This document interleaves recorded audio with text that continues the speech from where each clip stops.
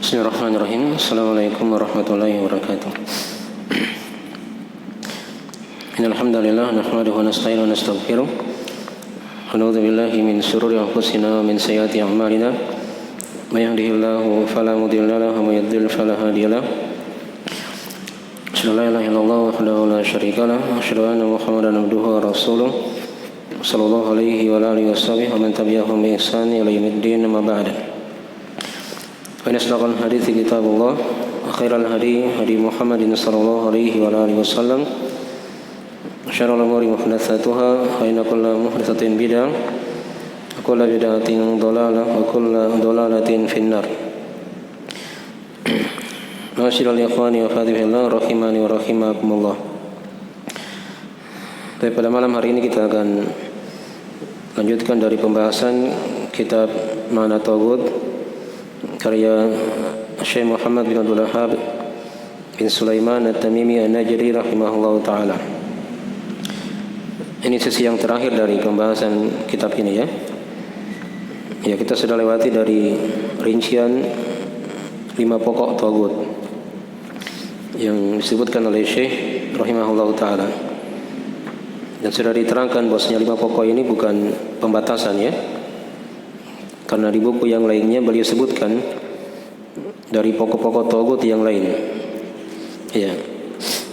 Seperti orang yang makan riswa, yang makan sogokan, itu dihukumi juga taghut oleh beliau di buku yang lainnya. Nah. Demikian pula orang beramal tanpa ilmu itu juga dihukumi taghut. Tapi tidak diterangkan di sini ya. Tidak diterangkan di buku yang kita kaji ini. Itu dibahas di buku yang lain. Ya. Sekarang kita lihat dari kalam beliau rahimahullah taala. Ya, di halaman terakhir ya. Di diktatnya halaman 11. Kalau di buku diktat panduan yang tebal itu di halaman 53. Baik. Ya, kata beliau rahimahullah taala, wa'lam anna al-insana ma yasiru mu'minan illa bil kufri bit taghut. Wa dalilu qawluhu ta'ala la ikraha fid din qad tabayyana rusydu minal ghayy. Faman yakfur bit taghuti wa yu'min billah faqad istamsaka bil urwatil wuthqa la infisama laha. Wallahu sami'un alim. Ar-rusydu dinu Muhammadin sallallahu alaihi wasallam wal ghayyu dinu Abi Jahlin wal urwatul wuthqa syahadatu an la ilaha illallah wa hiya mutadamminatun lin nafyi wal itsbat tanfi jami'a anwa'il ibadati an ghairillahi ta'ala wa tuthbitu jami'a anwa'il ibadati kulliha lillahi wahdahu la syarikalah. Baik, ini penutup dari pembahasan Ma'na Taghut. Ya. Ada sebagian cetakan yang berbeda ya. Di diktat yang kita kirim itu beda. Ada penyebutan ayat yang beda dengan di matan yang lain. Ya, kata beliau rahimahullah taala, wa'lam annal insana ma yasiru mu'minan billah illa bil kufri bit taghut. Ketahuilah atau ilmuilah bahwasanya manusia tidaklah menjadi beriman kepada Allah kecuali dengan mengkafiri taghut. Ya. Wa dalilu qauluhu ta'ala, dan dalilnya firman Allah taala. Ya. Di sini ada 2 cetakan ya. Kalau dicetakan tadi yang saya baca ayatnya lengkap ya. La ikraha fid din qad tabayyana rusydu minal ghayy. Kalau di diktat yang kita kirim tadi itu langsung fama yakfur bit taghut. Ya. Jadi kalau mau ingin lengkapnya dilengkapi saja ayatnya ya. Di surah Al-Baqarah ayat 256. La ikraha fid din qad tabayyana rusydu minal ghayy. Faman yakfur bit taghuti wa yu'min billah faqad istamsaka bil urwatil wuthqa lam fisama laha wallahu samiun alim. Ya. Kata Allah, tidak ada paksaan dalam agama. Sungguh telah tampak petunjuk dari kesesatan. Maka siapa saja yang ingkar kepada tagut dan dia beriman kepada Allah, maka sungguh dia telah berpegang dengan tali yang kuat, yaitu la ilaha illallah, akan diterangkannya oleh beliau.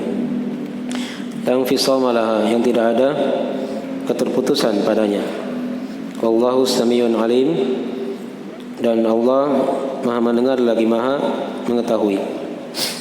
Ya, beliau beri keterangan di situ dari penafsiran ayat Ar-Rusydu dinu Muhammadin sallallahu alaihi wasallam.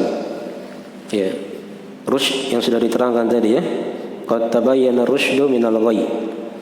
Telah tampak ar-rusydu. Ya. Apa itu ar-rusydu? Kata beliau, rusydu itu artinya dinu Muhammadin sallallahu alaihi wasallam. Agama Nabi Muhammad sallallahu alaihi wasallam. Adapun wal ghayy, ya, dinu Abi Jahlin. Ghayy penafsirannya adalah agamanya Abu Jahal. Dan wal urwatul wuthqa syahadatu an la ilaha illallah. Dan tali yang kuat adalah syahadat la ilaha illallah. Wa hiya mutadamminatun lin-nafyi wal itsbat. Dan kalimat la ilaha illallah ini mengandung penafian dan penetapan. Ya. Tanfi jami'a anwa'il ibadati an ghairillahi ta'ala. Ya, beliau terangkan situ ya apa maksud dari penafian. Yaitu meniadakan ya seluruh jenis ibadah dari selain Allah Ta'ala. Wa tuthbitu jami'al ibadati kulliha lillahi wahdahu la syarikalah. Dan menetapkan seluruh jenis-jenis ibadah seluruhnya hanya milik Allah semata, tidak ada syarikat baginya. Jadi ayat ini semakin mempertegas dari pembahasan kita yang sudah kita bahas ya. Dari mana tagut ini kan? Ya. Hanya di sini boleh ingatkan dari syarat keimanan kepada Allah, seorang dia harus mengingkari tagut. Dia mengingkari tagut. Ya. Jadi ayat ini ada sebab turunnya ya, diterangkan oleh para ulama. Ya. Ada beberapa penafsiran. Yang pertama ada yang mengatakan ayat ini hukumnya terhapus. Ya.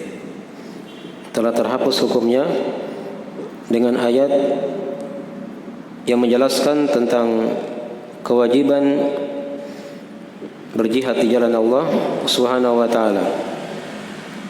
Ya. Ada ayat-ayat tentang masalah perintah berjihad. Jadi kalau diperintah berjihad, maka wajib bagi orang-orang yang diperangi itu untuk dipaksa memeluk Islam. Dipaksa memeluk Islam. Diterangkannya, ya ayuhan nabiyyu jahidil kuffar wal munafiqina waghluz alaihim. Ya. Wahai Nabi, berjihadlah, perangilah orang-orang kafir dan orang-orang munafik. Ya. Jadi perintah ya dari Allah untuk memerangi mereka. Ini pendapat yang pertama ya. Pendapat yang kedua, ya, ada yang mengatakan bahwasanya ayat ini dia tidak terhapus. Dia tidak apa? Terhapus. Ya. Jadi yang tidak ada paksaan di sini maksudnya untuk orang-orang Yahudi dan orang-orang Nasara dari ahlil kitab. Dari ahlil kitab. Ya, itu yang tidak dipaksa untuk masuk dalam agama apa? Islam. Ya. Ada dalil dibawakannya oleh sebagian ulama tentang kisah Umar bin Khattab yang bertemu dengan perempuan tua dari orang Nasara yang sudah hampir meninggal di waktu itu ya, karena sangat tuanya. Maka Umar berkata kepadanya, berislamlah kamu, karena Allah telah mengutus Nabi Muhammad dengan kebenaran. Ya. Maka apa kata perempuan ini? Kata dia, ya, ana ajuz kabira wal mautu ilayya qarib. Ya. Kata perempuan ini, saya ini perempuan tua dan kematian itu sudah sangat dekat kepadaku. Yang jawabannya dari perempuan Nasara yang ditawari oleh Umar untuk masuk Islam. Maka apa kata Umar situ? Iya. Kata beliau, iya, Allahumma syhad. Ya Allah, persaksikanlah. Ya, kemudian beliau membaca ayat tadi itu, la ikraha fid din, ya, sampai akhir ayat. Dipahami ya? Nah, ini untuk orang Nasara ya. Ya, adapun orang-orang Yahudi dimaklumi kan? Nabi ketika hijrah di Madinah, di sana ada 3 suku Yahudi yang besar. Ya. Yang di awal perkara mereka tidak diperangi. Ya. Malah dibikin apa? Perjanjian. Itulah yang dikenal dengan Piagam Madinah kan, sudah kita bahas. Ya. Nanti mereka yang melanggar perjanjian baru diperangi. Ya. Baru diperangi. Baik. Jadi ini pendapat yang kedua ya. Jadi ayat ini tidak terhapus katanya. Sebaliknya dari ya dengan pendapat yang pertama. Di sini tidak ada paksaan dalam agama, maksudnya khusus untuk orang-orang apa? Yahudi dan Nasara. Ya. Jelas ya? Baik. Ada juga pendapat-pendapat yang lain dalam masalah ini ya. Jadi ini pendapat-pendapat ya diterangkan oleh para ulama di tafsir sehubungan dengan ayat yang telah kita bacakan. La ikraha fid din qad tabayyana rusydu minal ghayy. Ya, tidak ada paksaan dalam agama. Hanya di sini jangan sampai salah dipahami juga ya. Ya, ada orang yang memahami ayat ini terlalu luas. Terlalu apa? Terlalu meluas. Ya. Ya. Dia bilang kan tidak ada paksaan dalam agama. Berarti bebas kita beragama. Gitu kan? Agama Islam silakan, agama Nasara, Yahudi, agama Hindu, Buddha, dan seterusnya. Kan tidak ada paksaan dalam agama. Ya. Ada juga yang menafsirkan ayat ini apa? Tidak ada paksaan dalam agama. Ada yang tidak sholat, ya, ketika diperintah sholat, ya jangan paksa saya sholat. Kan tidak ada apa? Paksaan dalam agama. Ya. Itu salah paham ya. Tidak ada dari para sahabat yang menafsirkan seperti itu. Jelas ya? Berbuat dosa dan maksiat dalam Islam ditegur, ya, tidak ada paksaan dalam agama. Itu terlalu luas ya. Salah memahami apa? Ayatnya. Ya. Jadi diperhatikan tadi dari penafsiran ayat. Ya. Tadi saya ulangi dari penafsirannya. Ada yang mengatakan ayat ini terhapus apa? Hukumnya dengan ayat-ayat perintah untuk berjihad. Yang kedua, penafsirannya ini ayat dikhususkan untuk siapa? Orang Yahudi dan Nasara saja yang tidak dipaksa. Itu ya cara memahami ayat. Baik. Jadi ada yang menafsirkan dengan penafsiran-penafsiran yang lain yang terlalu meluas tadi, yang mengartikan bebas beragama. Ya. Itu dari penafsiran yang batil ya. Dari memahami ayat. Dia baca ayat Qul ya ayyuhal kafirun la a'budu ma ta'budun sampai akhir ayat. Dia ambil hanya ayat terakhirnya saja. Apa ayat terakhirnya? Hah? Lakum dinukum waliyadin. Untuk kalian agama kalian dan untukku agamaku. Apa yang dimananya? Bebas beragama? Hah? Nah, baca dari awal ayat. Harusnya kan? Di situ kan diterangkan di situ berlepas diri.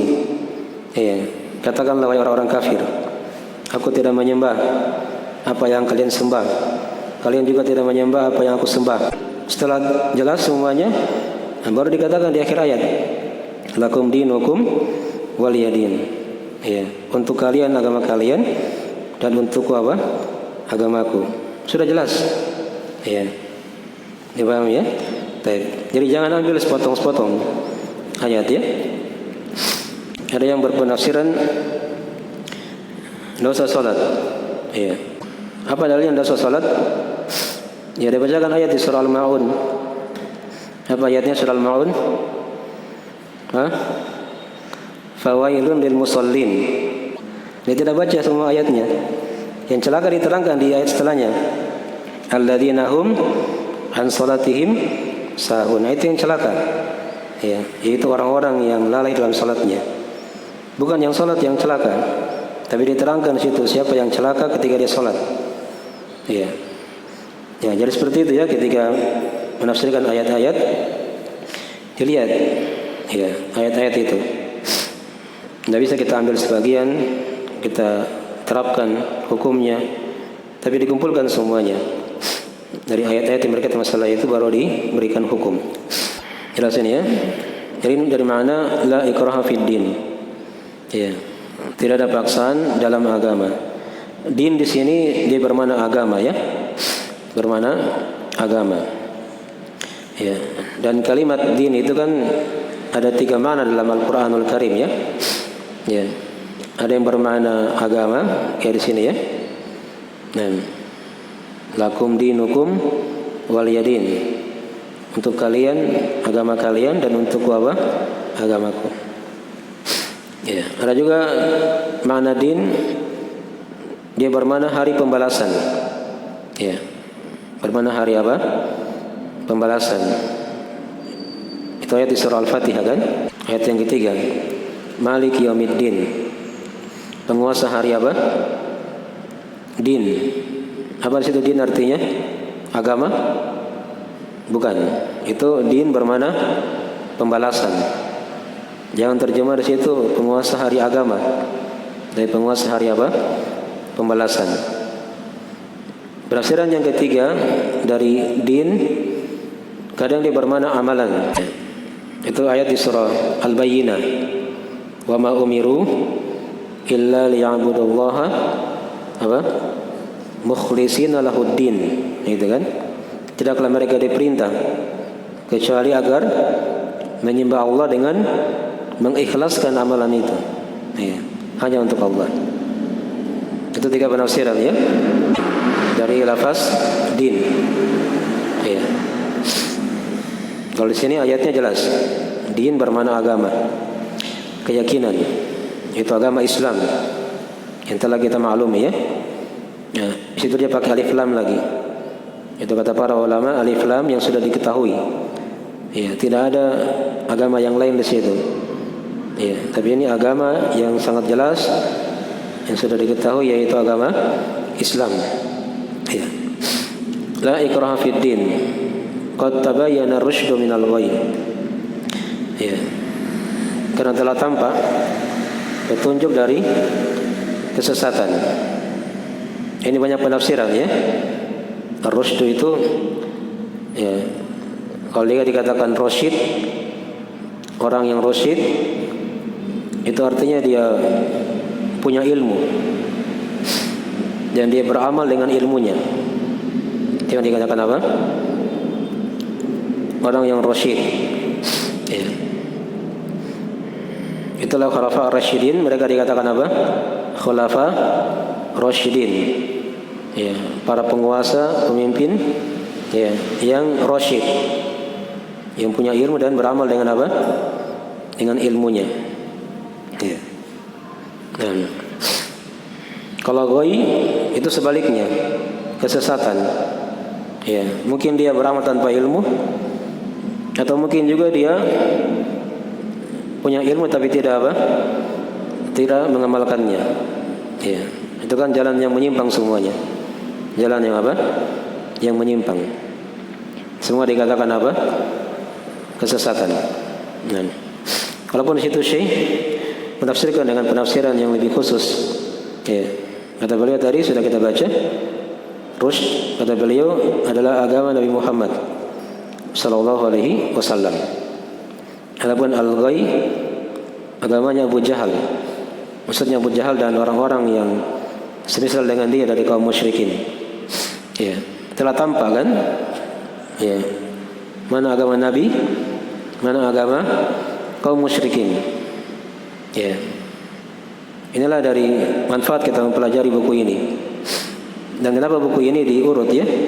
Setelah kita paham kitab yang pertama itu 4 kaidah itu kan, situ kan sudah kita jelaskan perbedaan antara tauhid dan kesyirikan, perbedaan antara agama Nabi Muhammad dan agama kaum musyrikin.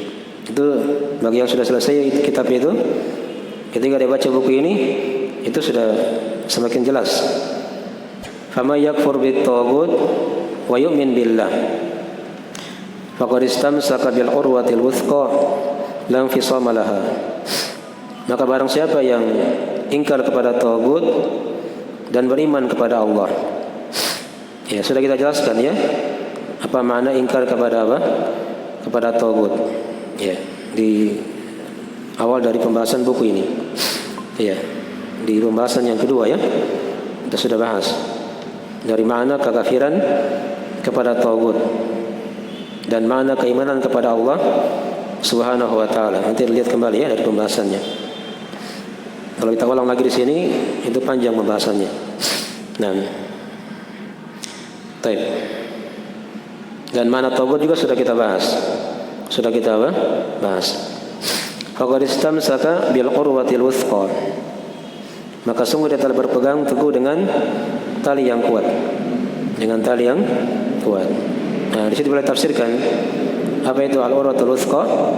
Kata beliau, syahadatu an la ilaha illallah. Syahadat la ilaha illallah.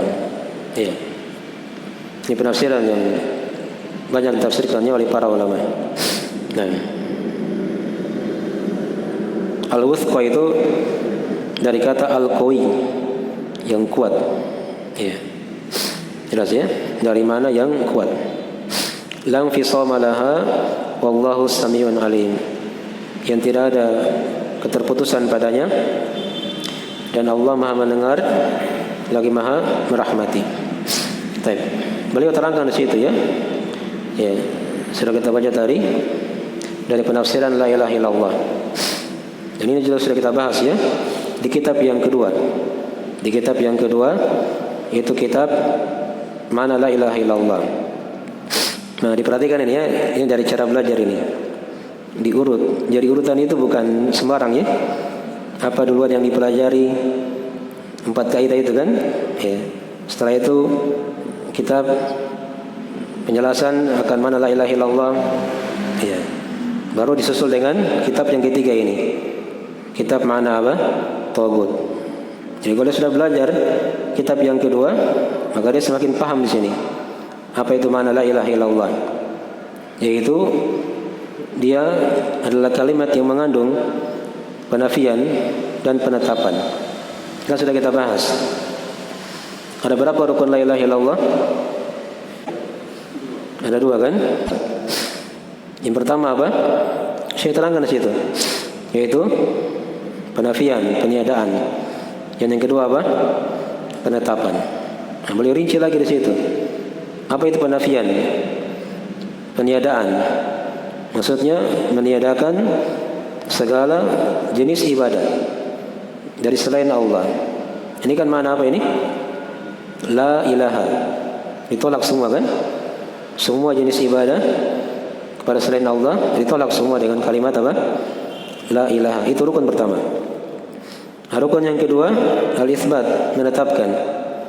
yaitu kata beliau tadi sudah kita baca, menetapkan segala jenis ibadah seluruhnya hanya milik Allah semata, tidak ada syarikat baginya. Itulah kalimat illallah. Ya, jadi kalau antum sudah selesai buku ini, itu diharapkan ya masalah-masalah perbedaan antara tauhid dan kesyirikan, agama Islam dan agama kaum musyrikin, itu harusnya semakin jelas. Ya. Tidak boleh seorang dia menyerupai orang-orang kafir pada ciri khas mereka. Ya, karena ketika dia menyerupai orang kafir, itu tandanya dia tidak paham tauhid. Ya. Dia tidak paham apa itu kandungan la ilaha illallah. Dia tidak tahu perbedaan antara agama Nabi dan agama orang-orang musyrikin. Ya. Nabi kan sudah bersabda dalam hadisnya kan, dalam riwayat Abu Daud dan selainnya, kata Nabi SAW, "Man tashabbaha biqaumin fahuwa minhum." Siapa saja yang merupai suatu kaum, maka dia terhitung bagian dari mereka. Ya. Ini menyerupai pada ciri khas mereka, ciri khas beragama mereka. Ya. Bukan menyerupai pada perkara-perkara yang umum ya. Ya. Kalau dia sudah tersebar, sudah dipakai oleh kaum muslimin juga misalnya, dan tidak ada pelanggaran syariat di situ, itu tidak ada masalah. Sama sekarang kayak HP kan, HP kan yang bikin orang-orang kafir. Ya. Banyak dari perkara-perkara dunia itu buatan mereka. Tapi ketika dia sudah tersebar, bukan ciri khas mereka dan tidak ada pelanggaran syariat di situ, maka tidak ada masalah dipakai. Ya, tidak ada masalah apa? Dipakai. Jelas ya? Itu diterangkan dari ketentuan, dari syarat-syarat tasyabuh kepada orang-orang kafir. Ya. Dan pembahasan ini kalau kita paham makna taghut ini, itu akan semakin jelas ketika kita baca ayat di surah Al-Fatihah, ayat yang terakhir itu ya. Kata Allah, ya, ihdinas siratal mustaqim, siratal ladzina an'amta 'alaihim ghairil maghdubi 'alaihim waladdallin. Ya. Allah memerintah kita untuk berdoa di akhir surah Al-Fatihah. Tunjukilah kami ya Allah, ya, jalan yang lurus. Ya. Ini ada penafsiran-penafsiran ya. Nanti kita akan bahas di tafsir surah Al-Fatihah. Ya. Bisa bermana Al-Quran, bermana Sunnah, bermana Islam, ya, bermana jalannya Nabi dan para sahabat. Itu jalan yang lurus. Siratal ladzina an'amta 'alaihim. Itu jalannya orang-orang yang kau telah beri nikmat, ya, dari kalangan para nabi dan rasul. Kemudian orang-orang yang jujur, siddiq, syuhada dan as-salihin. Itu diterangkan di ayat yang lain ya. Ghairil maghdubi 'alaihim waladdallin. Bukan jalannya orang-orang yang dimurkai atas mereka. Ini ditafsirkan yaitu orang-orang Yahudi. Orang-orang Yahudi, mereka dimurkai karena mereka berilmu tapi tidak beramal dengan apa? Dengan ilmunya. Waladdallin, dan juga bukan jalannya orang-orang tersesat, itu orang-orang Nasara, sebaliknya, yang beramal tanpa apa? Tanpa ilmu. Nah, semua tadi ini ghairil maghdubi 'alaihim waladdallin, inilah dari apa? Penafsiran dari al-ghay. Ya. Kesesatan kan, semua kan penyimpangan itu. Adapun ar-rusyd itulah dari siratal ladzina an'amta 'alaihim.